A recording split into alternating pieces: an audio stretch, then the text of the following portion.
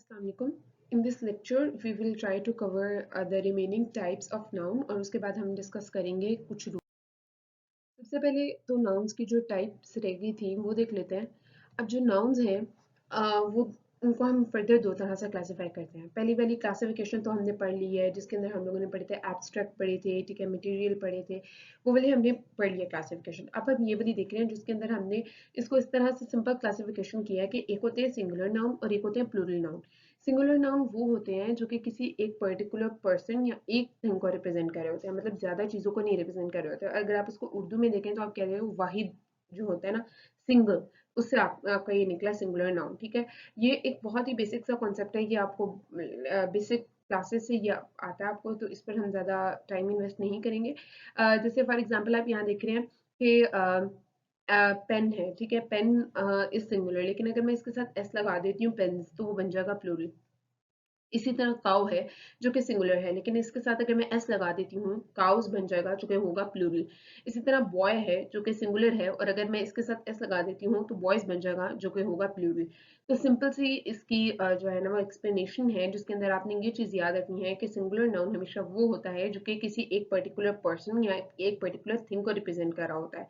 और जबकि जो प्लूरल नाउन होता है वो होता है जो कि मोर देन वन पर्सन या मोर देन वन थिंग को रिप्रेजेंट कर रहा होता है। आगे चलते हैं। अब एक और तरह से हम नाउन्स को क्लासिफाई करते हैं और वो क्लासिफिकेशन है काउंटेबल या अनकाउंटेबल नाउन्स। अब जितनी भी चीजें हम अपनी लाइफ में देखते हैं उनमें से कुछ काउंटेबल होती हैं और कुछ अनकाउंटेबल होती हैं। जो काउंटेबल चीजें होती हैं वो जैसे फॉर एग्जांपल अभी हमने पीछे एग्जांपल पढ़ी पेन्स की पढ़ी। अब पेन्स क्या होते हैं, काउंटेबल होते हैं, आप काउंट कर सकते हो, 1 है, 10 है, 50 है या 100 है। इसी तरह यहाँ पर जो एग्जांपल्स लिखी हुई है बुक है तो आप काउंट कर सकते हो कि दैट इधर दे आर 5 बुक्स और दे आर 10 बुक्स। इसी तरह एप्पल्स हैं वो भी आप काउंट कर सकते हो, डॉक्टर काउंट कर सकते हो, ठीक है, हॉर्स जो है वो भी आप काउंट कर सकते हो। लेकिन कुछ चीजें होती हैं जो कि होती हैं अनकाउंटेबल नाउन्स, ठीक है। अब ये अनकाउंटेबल नाउन्स क्या होते हैं? अनकाउंटेबल नाउन्स बेसिकली ऐसी चीजें होती हैं जिनको आप काउंट नहीं कर सकते। अब एक तो हम जो पीछे एब्स्ट्रैक्ट चीजें पढ़ के आए थे वो भी अनकाउंटेबल नाउन की कैटेगरी में आती है। अब ये एब्स्ट्रैक्ट चीजें क्या थी जिनको आप टच नहीं कर सकते, ठीक है, जिनको आप मेयरली फील कर सकते हो। जैसे फॉर एग्जांपल हमने वहां पे पढ़ी थी स्ट्रेंथ, ठीक है, इसी तरह हमने पढ़ा था fear.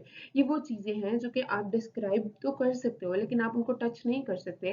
Like if I say that I am frightened तो मैं आपको अपने एक्सप्रेशन से बता पाऊंगी, अपनी जुबान से बता पाऊंगी कि दैट आई एम फ्राइटेंड या I am like feeling fear, लेकिन मैं उसको आपको टच नहीं करवा सकती। इसी तरह कुछ चीजें होती हैं जो कि आप काउंट नहीं कर सकते। फॉर एग्जाम्पल मिल्क हो गया, ठीक है, अब मिल्क इज लिक्विड, इसी तरह वाटर है वो लिक्विड है, उसको आप काउंट नहीं कर सकते कि ये एक वाटर हो गया, ये दो वाटर हो गए, ये तीन वाटर हो गए, नहीं। उसके लिए फिर फर्दर हम लिटर्स वगैरह की तरफ चले जाते हैं। बहरहाल these are basically the substances जिनको आप काउंट नहीं कर सकते। इसी तरह जो गैस होती है आप उसको भी काउंट नहीं कर सकते, ठीक है, एक गैस, दो गैस, तीन गैस, नहीं। These are basically the uncountable things, ठीक है।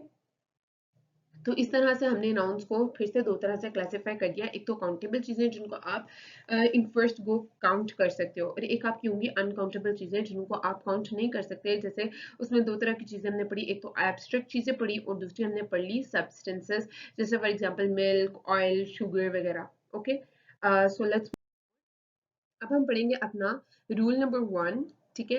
रूल नंबर 1 क्या कोट करता है? रूल नंबर 1 ये कोट करता है कि that some nouns always take singular verb.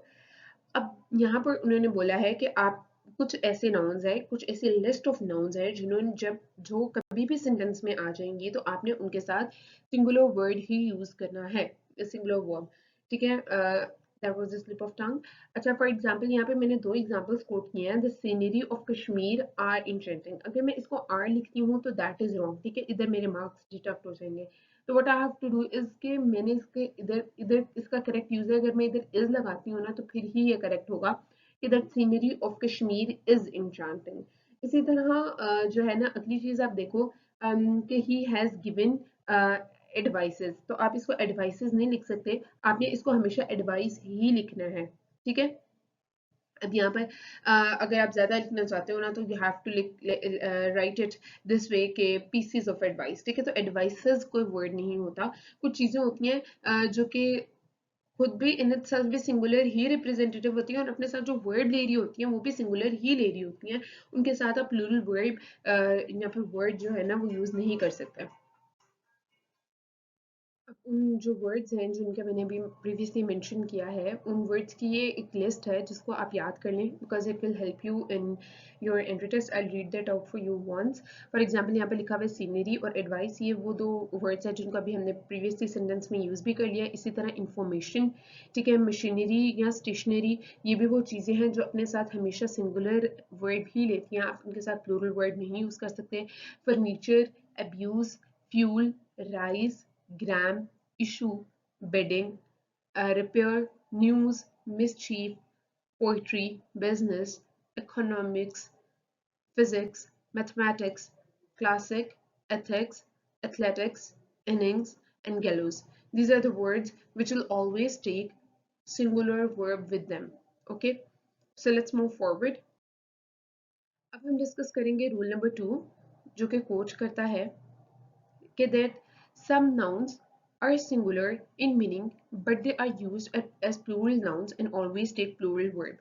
यानी है कि अब कुछ इस तरह के वर्ड्स होते हैं जो कि दिखने में ऐसा लग रहा होता है कि दीज आर बेसिकली सिंगुलर और इनके साथ सिंगुलर नाउन ही यूज होना चाहिए, लेकिन बेसिकली वो जो वर्ड्स होते हैं ना, वो बेसिकली पीछे से पूरी क्लास को रिप्रेजेंट कर रहे होते हैं, ठीक है। जैसे फॉर एग्जांपल अगर मैं बात करूं कैटल की, तो कैटल क्या है, दिस आर बेसिकली पूरा एक झुंड जो है ना शीप का, वो उसको ये कैटल वर्ड उसको रिप्रेजेंट कर रहा है, ठीक है।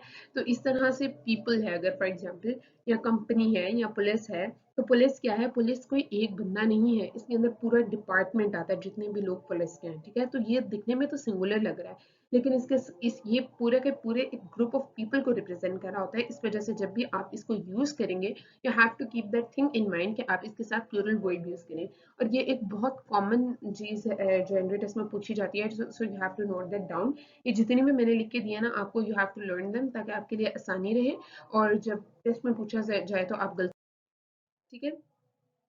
अब जैसे फॉर एग्जांपल यहाँ पर कुछ एग्जांपल मैंने लिखी हैं so that you can have a very clear idea that how you have to apply this rule number 2। अब ये जैसे फॉर एग्जांपल यहाँ लिखा हुआ है कि that the cattle is grazing in ground. अब ये जो है ना वो गलत हो जाएगा। क्यों गलत हो जाएगा? क्योंकि कैटल एक कैटल नहीं है, यानी ये कि एक शीप या एक काऊ नहीं है, ठीक है। ये एक ग्रुप ऑफ शीप है जिसको आप रिप्रेजेंट कर रहे हो यहाँ पे, ठीक है। तो इसके साथ अगर आप इज यूज करोगे तो वो ग्रामेटिकली इनकरेक्ट होगा। तो what you have to use is are, ठीक है। आर आपने यहाँ पर यूज करना है, ठीक है। तो cattle are grazing in the ground. इसी तरह जो नेक्स्ट है आप उसको देख लें। इसमें क्या है कि police has controlled the situation. अब पुलिस में कोई एक बंदा नहीं है जिसने जाके पूरी की पूरी सिचुएशन को कंट्रोल कर लिया है।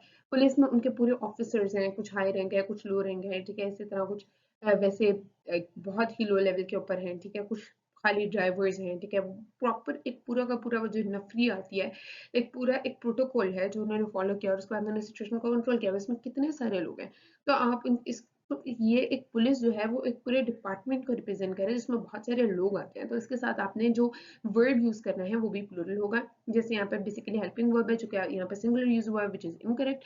तो इसके साथ आपने जो वर्ड यूज करना है दैट इज हैव, जो कि प्लूरल है, ठीक है। So you have to keep this thing in mind as well. और this lecture, thank you so much, Allah Hafiz.